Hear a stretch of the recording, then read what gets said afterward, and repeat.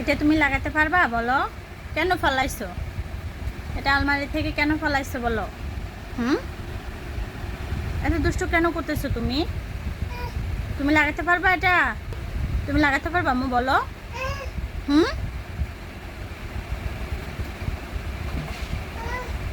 জি না, এটা আম্মুকে দাও, এটা মামাকে দাও। হ্যাঁ, দাও।